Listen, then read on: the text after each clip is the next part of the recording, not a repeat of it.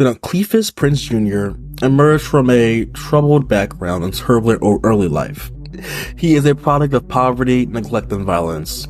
With a knife and a general disregard for human life, he invaded the sanctity of his victims' homes. He typically would cut communication cords like phone lines and then brutally attack them, leaving a trail of devastation, with his victims mutilated and their lives tragically cut short.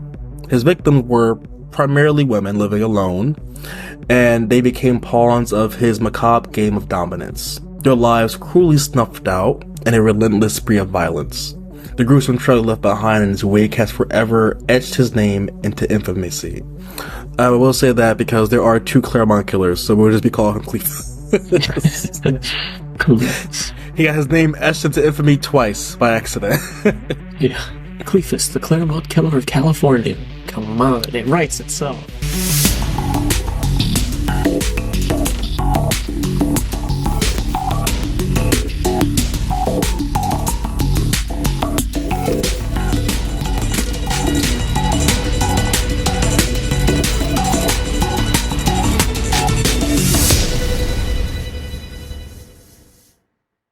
But welcome back to another episode of Bruh Issa Murder. Bye guys chat, where we covered true crime cases of color.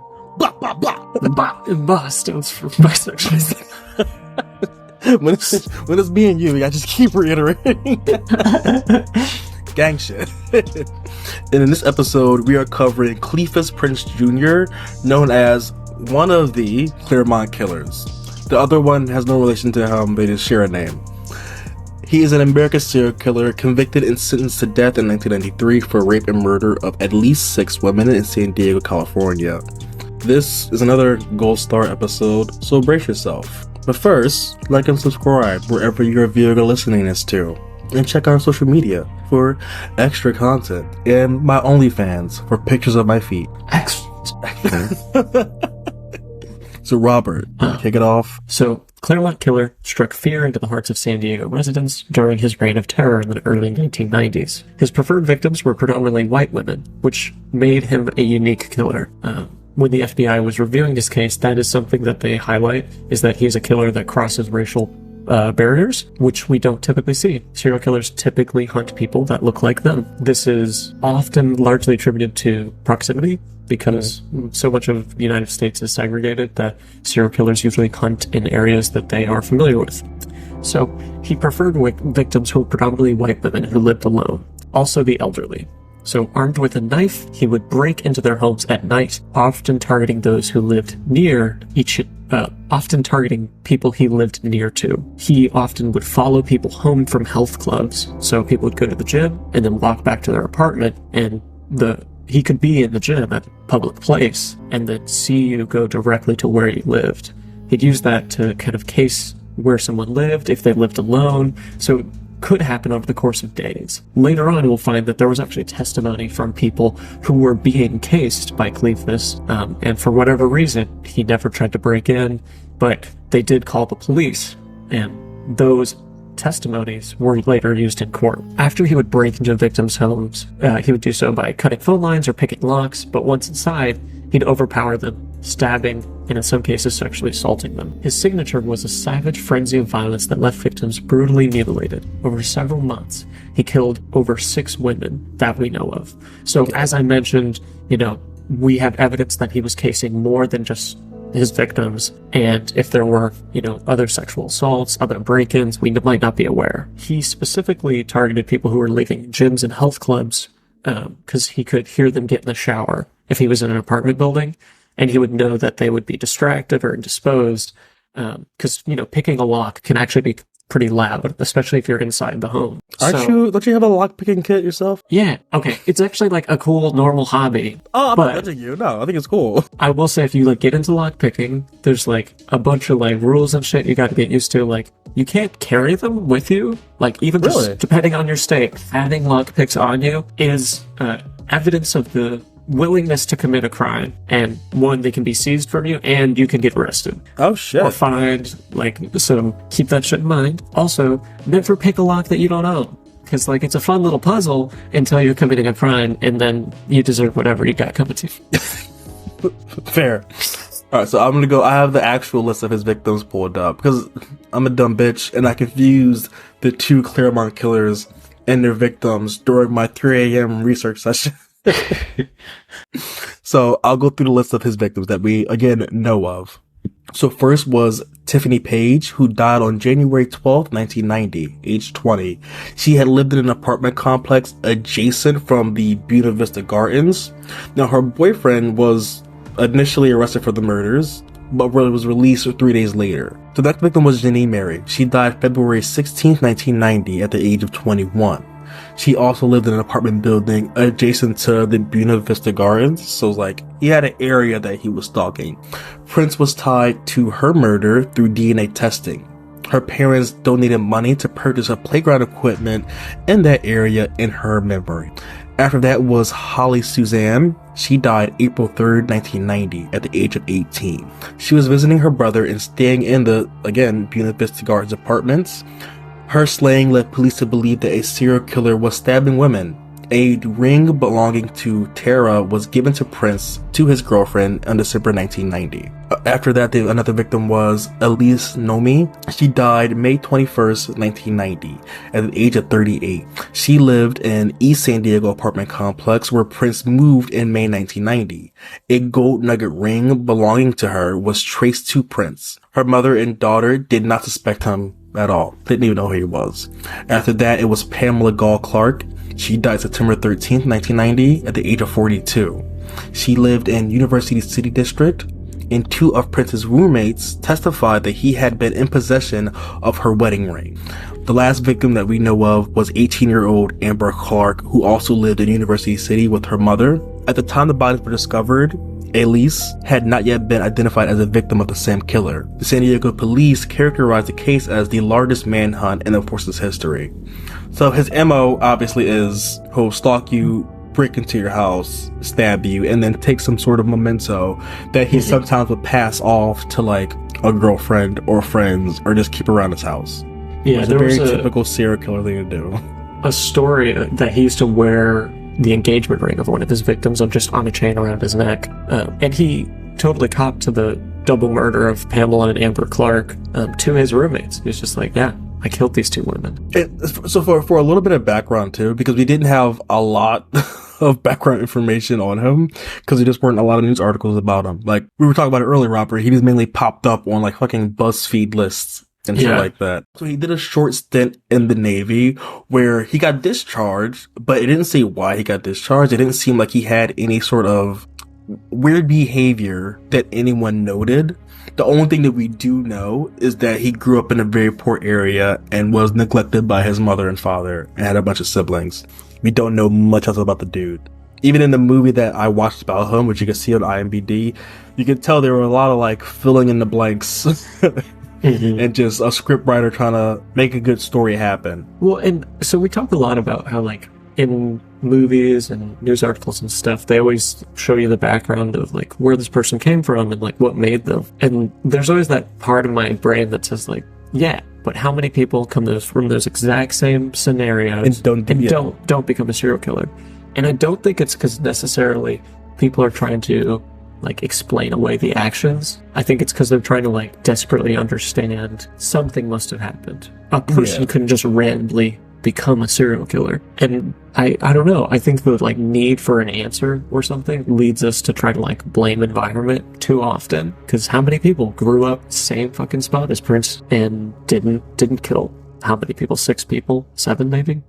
That we know of. Right. So, I mean, so after, and again, when it comes to like the area where he was surveying, after he was discharged and court-martialed out of the Navy for theft, like petty crimes and stuff like that, he moved to the Buena Vista area. So like the area where he was stalking and killing these women was the same area where he was like living in. So part of it has to do with proximity, but mainly because like he had a good enough job and money where he can live in a nice area where all these people were at. So before his murders, he was mainly known for being like a petty thief. So that's a common thing with serial killers too, right? Where like they start out small and then like it builds up. Yeah, that escalation. Yeah. So that there could have possibly been a 7th victim, but Prince was actually apprehended February 1991 following an attempted break-in as a resident in the neighboring area. So, like his motive shows, after trailing a woman from a health club, Prince targeted her home while she was preparing to shower. Upon hearing the noise at her front door, she fled the house and sought help from a neighbor who confronted Prince. Initially, Prince tried to tell a story about that he was looking for a female friend who had entered the woman's home. Doesn't make any fucking sense. You don't know her. Why would she know your friend? Yeah. Oh, I gotta talk to her? Better pick the lock. Yeah, better break in. However, he eventually fled, giving up his ruse. A couple of witnesses actually recorded his license plate, and I positively identified him to the police later. So, on February 4th, 1991, Prince was arrested in the parking lot of a health club thanks to the vigilance of the employees there. So, he got caught basically red-handed. Mm-hmm. Well, also, I love that last person who was almost a victim heard something at their front door, and instead of like how many of us would have reacted like, oh, I'll go open the door and see what's going on, they're just like, nope, weird. And she went out the back window and scurried around her apartment and didn't sprint off alone into the darkness. She's like, nope, I know my neighbor, I'm going to my neighbor's house and locking their door and we're calling the police. Yeah, she said, fuck that Scooby-Doo shit, I'm leaving. That level of self-preservation is perfect. Better than me, because my dumb ass would have been like, hello? Who's there? Literally. If I heard something happening at my door, I'd be like, oh, I better look through the peephole and hope I don't get like a shot through it. So we love a preservation queen. We love a preservation queen. When Prince was picked up in hunting grounds by police, he was immediately held in suspicion of the other crimes. You know, we had testimony of description, car, all these things. So Princeton agreed to DNA testing blood and saliva, which at the time was like a pretty new developing science, so it's not as strange that he agreed to those because he didn't really know what that was. And that DNA testing linked Prince to Janine Marie Weinfeld's killing, so they had a positive connection to at least one of the murders. And while the FBI was reviewing the case, they determined that the killing was most likely conducted by one person because, you know, we had that clear pattern of his modus operandi, and they said, no, this is definitely one person. So those two pieces of evidence, paired with several eyewitness testimonies that ID'd Prince casing apartments, following women, and hanging out around health clubs of the victims, all was enough to convince a jury to find him guilty of the murders and the judge sentenced him to death. He was sentenced to death, but he said he would attempt all appeals available. The murders caused a period in the area of extreme fear in the city. So when he did his first appeal, the first thing he said was, I should have had a trial in a different city. You know, you had a trial in the city, and technically I victimized the whole city. You know, it was, you know, kind of like when we talk about hate crimes. You know, it's not a victim just to one victim, it's everyone in the community that you are terrorizing and intimidating. Yeah. So his strategy, I think, or his lawyer's strategy more likely, is you couldn't have gotten a jury that didn't know that this was happening. They've all seen the news already. You should have moved this to another city. And I actually agree with him. I don't think his case was a mistrial. I don't think he should be retried. You know, he copped to the double murder to his roommates. He was found breaking into homes. He was clearly guilty. The evidence was on him. But, you know, when we're building out that case from the prosecution side, you should have realized that, you know, that's not jury tampering, but that's going to be called into question later down the road. Yeah, that's some shady jury selection. You wanted to be the one to, like, catch him or whatever, but we also want to make the case as, like, airtight as possible to keep him in prison forever. Because this is a legitimate appeal that went out. It was struck down by the courts. He was not granted this appeal. But it's still a legitimate claim. Yeah, move it to one major city down, and then you can get a full jury of people who have no idea what's going on and are still going to convict him. You know, it kind of reminds me. It's the stupidest shit, but it happened recently. This TikTok true crime star who got exposed. You saw that, right? Yes. Cause like, you look at how this investigation was so like almost airtight. It just reminded me of how this dude was trying to like manufacture a whole serial killer investigation on TikTok, and I was like, bitch, anything for clicks, I guess. Well, and it sucks because like I saw some of those initial videos, and I'm like, whoa, this is really interesting. And then like it kind of like fell off my like For You page, my radar, and then I saw that article come up, and I'm like, damn, he got me too. I was like, I don't have TikTok, but I was following his shit that got reposted on like Instagram and Facebook, and I was invested. And then I started seeing the ads too, and I was like, wait, talking about this app a lot. And then it got exposed. Yeah. Can't trust TikTok. No, can't trust any social media influence. Oh, yeah. So now we kind of touched on this a little bit when we were talking too, but how do you think his early life experiences, growing up in like poverty and abusive background and like a neglectful background, relates to his criminal actions? I would like to imagine, if we got every child who was being abused out of that home, they would live a better, stronger, more healthy life. We don't know that. And I don't want to perpetuate a stereotype that abused people are going to become serial killers. There is a common cycle of hurt people. It's not always the case. Not always the case. And, I want to have more hope in humanity. Mm-hmm.